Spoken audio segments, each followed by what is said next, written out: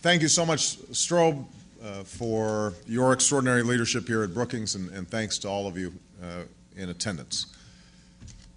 Almost exactly 1 year ago, on a frigid winter's day, I met with my new economic team at the headquarters of my presidential transition offices in Chicago. And over the course of 4 hours, my advisors presented an analysis of where the economy at that time stood, accompanied by a chilling set of charts and graphs predicting where we might end up. It was an unforgettable series of presentations. Christy Romer, who's here today, tapped to head the Council of Economic Advisors, as well as Larry Summers, who I'd chosen to head the National Economic Council, described an imminent downturn comparable in its severity to almost nothing since the 1930s. Tim Geithner, my incoming Treasury Secretary, reported that the financial system, shaken by the subprime crisis, had halted almost all lending, which in turn threatened to pull the broader economy in a downward spiral. Peter Orszag, my incoming Budget Director, closed out the proceedings with an entirely dismal report on the fiscal health of the country, with growing deficits and debt stretching to the horizon. Now, having concluded that it was too late for me to request a recount, I tasked my team with mapping out a plan to tackle the crisis on all fronts. It wasn't long after that meeting, as we shaped this economic plan, that we began to see some of these forecasts materialize. Over the previous year, it was obvious that folks were facing hard times. As I traveled across the country during the long campaign, I would meet men and women bearing the brunt of not only a deepening recession, but also years, even decades, of growing strains on middle-class families. But now the country was experiencing something far worse. Our gross domestic product, the sum total of all that our economy produces, fell at the fastest rate in a quarter century. $5 trillion of Americans' household wealth evaporated in just 12 weeks as stocks, pensions, and home values plummeted. We were losing an average of 700,000 jobs each month, equivalent to the population of the state of Vermont. That was true in December, January, February, March. The fear among economists across the political spectrum was that we were rapidly plummeting towards a second Great Depression. So in the weeks and months that followed, we undertook a series of difficult steps to prevent that outcome. And we were forced to take those steps largely without the help of an opposition party, which, unfortunately, after having presided over the decision-making that had led to the crisis, decided to hand it over to others to solve. We acted to get lending flowing again, so businesses could get loans to buy equipment and ordinary Americans could get financing to buy homes and cars, to go to college, and to start or run businesses. We enacted measures to stem the tide of foreclosures in our housing market, helping responsible homeowners stay in their homes and helping to stop the broader decline in home values, which was eating away at what tends to be a family's largest asset. To achieve this and to prevent economic collapse, we were forced to extend assistance to some of the very banks and financial institutions whose actions had helped precipitate the turmoil. We also took steps to prevent the rapid dissolution of the American auto industry, which faced a crisis partly of its own making, to prevent the loss of hundreds of thousands of jobs during an already fragile, shaky time. Now, these were not decisions that were popular or satisfying. These were decisions that were necessary. Now, even as we work to address the crisis in our banking sector, in our housing market, and in our auto industry, we also began attacking our economic crisis on a broader front. Less than 1 month after taking office, we enacted the most sweeping economic recovery package in history, the American Recovery and Reinvestment Act. The Recovery Act was divided into 3 parts. 1/3 went for tax relief for small businesses and 95% of working families. Another third was for emergency relief to help folks who've borne the brunt of this recession. We extended or increased unemployment benefits for more than 17 million Americans, made health insurance 65% cheaper for families relying on COBRA, and for state and local governments facing historic budget shortfalls as demand for services went up and revenues went down, we provided assistance that has saved the jobs of hundreds of thousands of teachers and public school workers, firefighters, and police officers. The last third of the Recovery Act is for investments to put Americans to work doing the work that America needs done, doubling our capacity in renewable energy like wind and solar, computerizing medical records to save money and lives, providing the largest boost to medical research in history, renovating classrooms and school laboratories, and upgrading roads and railways as part of the largest investment in infrastructure since the creation of the interstate highway system half a century ago. And even as the Recovery Act has created jobs and spurred growth, we have not let up in our efforts to take every responsible action to get the economy growing and America working. This fall, I signed into law more than $30 billion in tax cuts for struggling businesses, extended an effective tax credit for homebuyers, and provided additional unemployment insurance for 1 million Americans. And the Treasury is continuing to adapt our financial stability plan, helping to facilitate the flow of small credit to small businesses and families. In addition, we're working to break down barriers and open overseas markets so our companies can better compete globally, creating jobs in America by exporting our products around the world. Now, partly as a result of these and other steps, we are in a very different place today than we were 1 year ago. We may forget, but we're in a very different place. We can safely say that we are no longer facing the potential collapse of our financial system, and we've avoided the depression many feared. Our economy is growing for the first time in a year, and the swing from contraction to expansion since the beginning of the year is the largest in nearly 3 decades. Finally, we're no longer seeing the severe deterioration in the job market that we once were. In fact, we learned on Friday that the unemployment rate fell slightly last month. So this is welcome news, and news made possible in part by the up to 1.6 million jobs that the Recovery Act has already created and saved, according to the Congressional Budget Office. But I'm here today because our work is far from done. For even though we've reduced the deluge of job losses to a relative trickle, we are not yet creating jobs at a pace to help all those families who've been swept up in the flood. There are more than 7 million fewer Americans with jobs today than when this recession began. That's a staggering figure, and one that reflects not only the depths of the hole from which we must ascend, but also a continuing human tragedy. It was mentioned that I was in Allentown, Pennsylvania this past weekend, and went to a job center where people were engaged in job search, and it ran the spectrum: blacks, whites, Hispanics, young people who were just starting their careers, individuals 50, 60 years old looking for a job.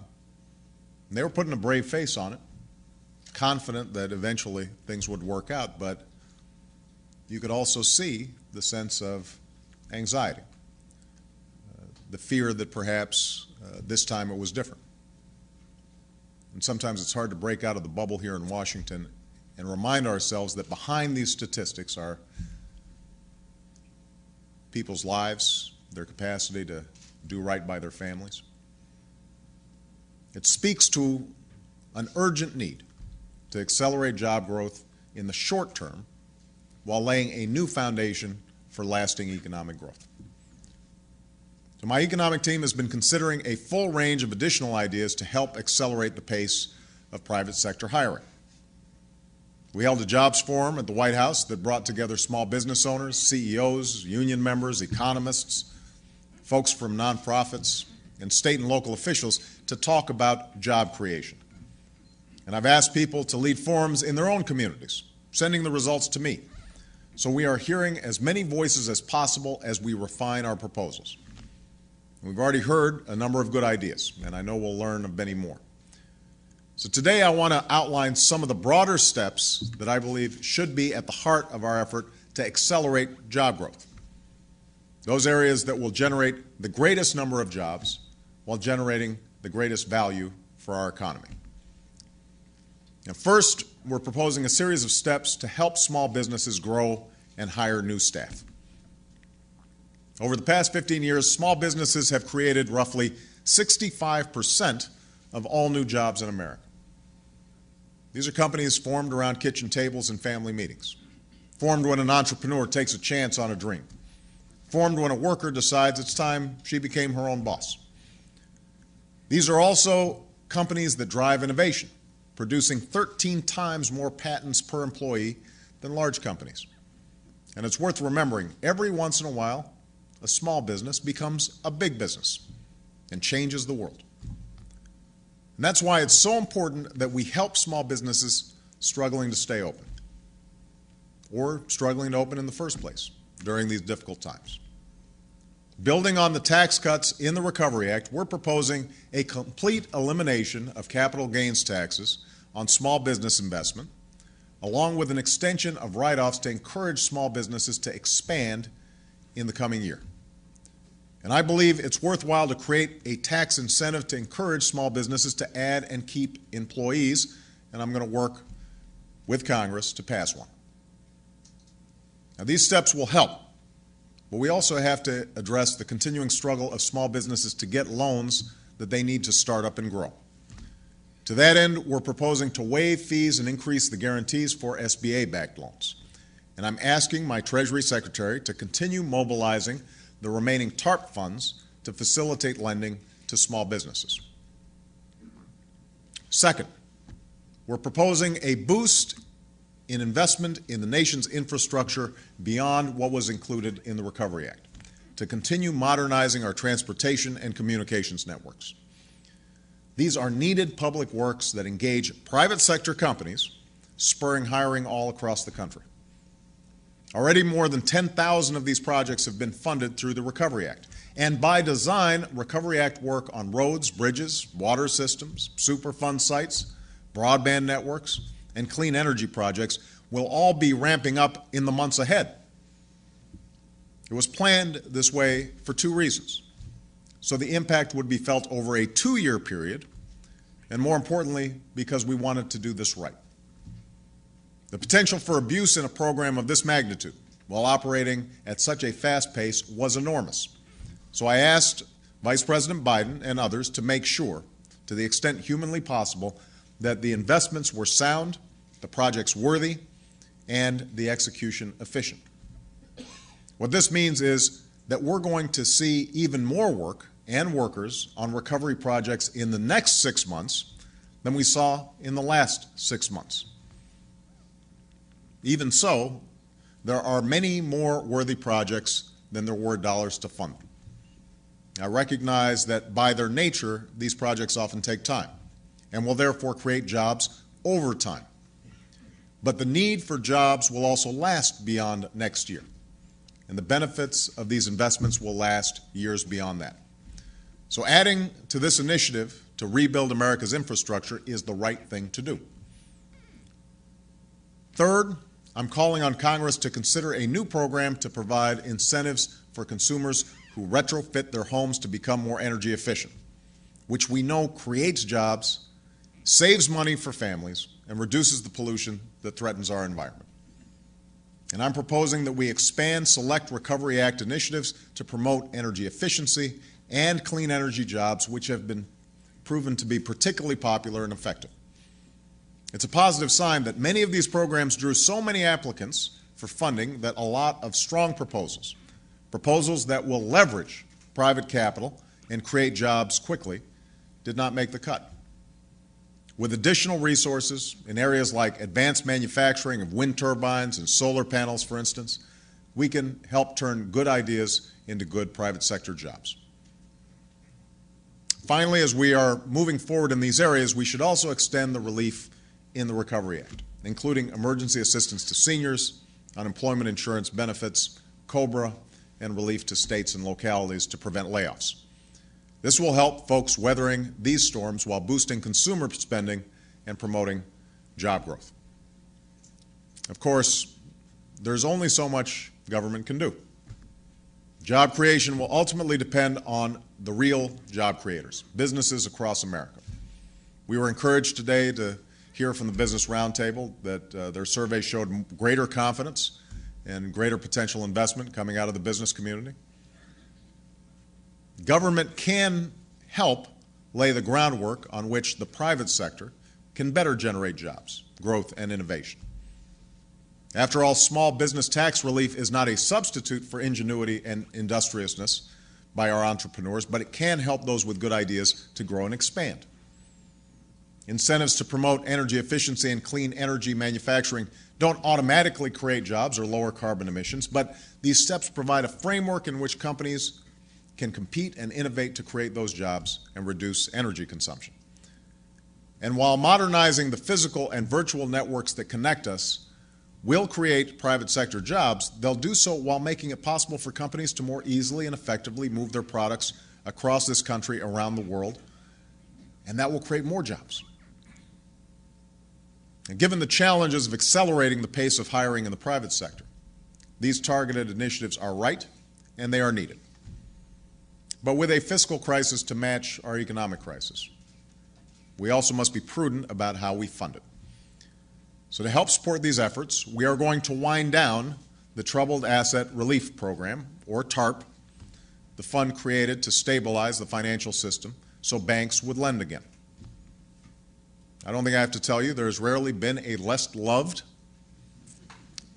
or more necessary emergency program than TARP, which, as galling as the assistance to banks may have been, indisputably helped prevent a collapse of the entire financial system. Launched hastily, understandably, but hastily, under the last administration, the TARP program was flawed, and we have worked hard to correct those flaws and manage it properly. And today, TARP has served its original purpose, and at much lower cost than we expected. In fact, because of our stewardship of this program and the transparency and accountability we put in place, TARP is expected to cost the taxpayers at least $200 billion less than what was anticipated just this past summer. And the assistance to banks, once thought to cost taxpayers untold billions, is on track to actually reap billions in profits for the tax-paying public. So this gives us a chance to pay down the deficit faster than we thought possible, and to shift funds that would have gone to help the banks on Wall Street to help create jobs on Main Street. Small business, infrastructure, clean energy. These are areas in which we can put Americans to work while putting our nation on a sturdier economic footing. And that foundation for sustained economic growth, that must be our continued focus and our ultimate goal. I've said this before, even before this particular crisis, much of our growth for a decade or more had been fueled by unsustainable consumer debt and reckless financial speculation, while we ignored the fundamental challenges that hold the key to our economic prosperity. We cannot simply go back to the way things used to be. We can't go back to an economy that yielded cycle after cycle of speculative booms and painful busts. We can't continue to accept an education system in which our students trail their peers in other countries, and a healthcare system in which exploding costs put our businesses at a competitive disadvantage. And we cannot continue to ignore the clean energy challenge or cede global leadership in the emerging industries of the 21st century. And that's why, even as we strive to meet the crisis of the moment, we have insisted on laying a new foundation for the future. Because an educated workforce is essential to a 21st century global economy, we've launched a competitive Race to the Top fund through the Recovery Act to reform our schools and raise achievement, especially in math and science. And we've made college more affordable, proposed a historic set of reforms and investments in community college, and set a goal of once again leading the world in producing college graduates by the year 2020. Because even the best trained worker in the world can't compete if our businesses are saddled with rapidly increasing healthcare costs. We are fighting to do what we have discussed in this country for generations, finally reforming our nation's broken health insurance system and relieving this unsustainable burden. Because our economic future depends on a financial system that encourages sound investments, honest dealings, and long-term growth, we've proposed the most ambitious financial reforms since the Great Depression.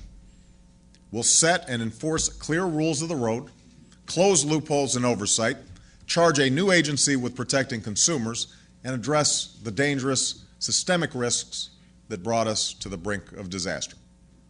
These reforms are moving through Congress. We're working to keep these reforms strong, and I'm looking forward to signing them into law. And because our economic future depends on our leadership in the industries of the future, we are investing in basic applied research and working to create the incentives to build a new clean energy economy.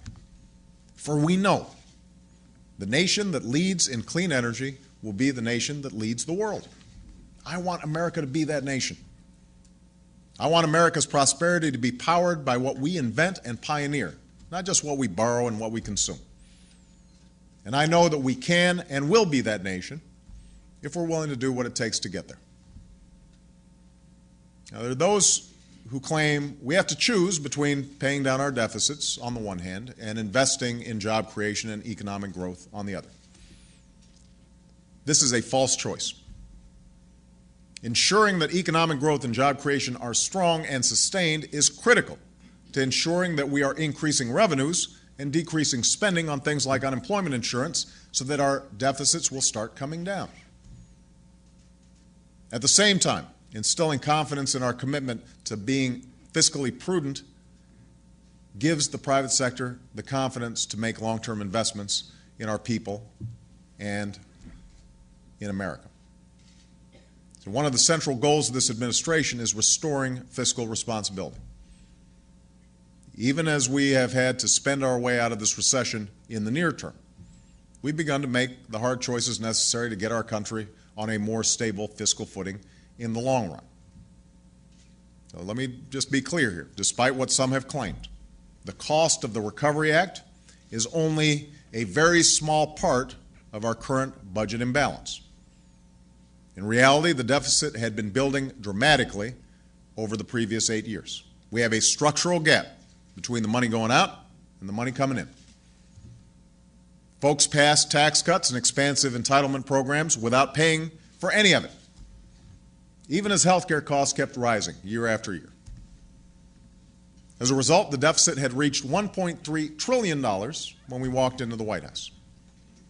And I'd note, these budget-busting tax cuts and spending programs were approved by many of the same people who are now waxing political about fiscal responsibility, while opposing our efforts to reduce deficits by getting healthcare costs under control.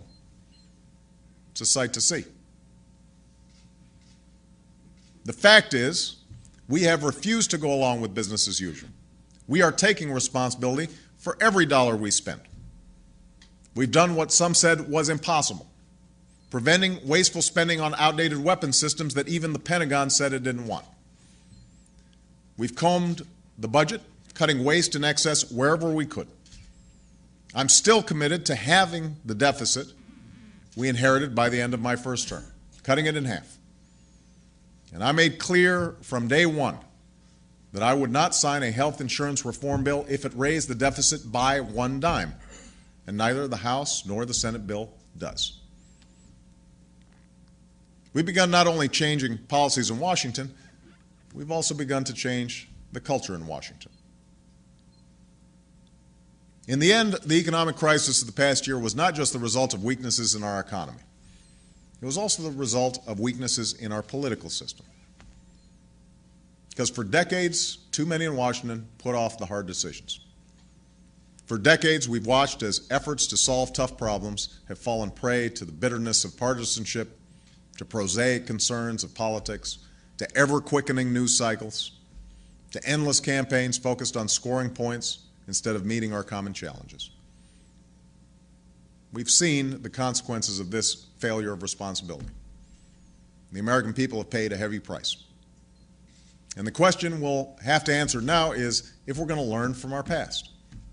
or if, even in the aftermath of disaster, we're going to repeat those same mistakes.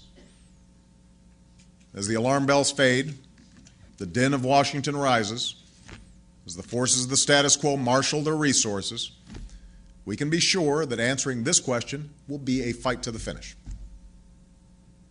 But I have every hope and expectation that we can rise to this moment, that we can transcend the failures of the past, that we can once again take responsibility for our future.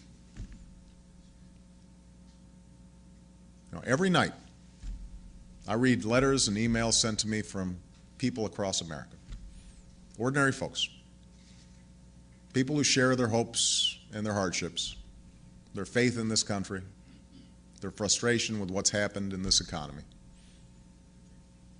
I hear from small business owners worried about making payroll, keeping their doors open. I hear from mothers and fathers, sons and daughters who've seen one or two or more family members out of work. The toughest letters are in children's handwriting. Kids write to me. My dad just lost a job. My grandma's sick. She can't afford health insurance. Kids who can't just be kids because they're worried about mom's having her hours cut or dad losing her job or a family without health insurance. Now, these folks aren't looking for a handout. They're not looking for a bailout. Just like those people I visited in Allentown.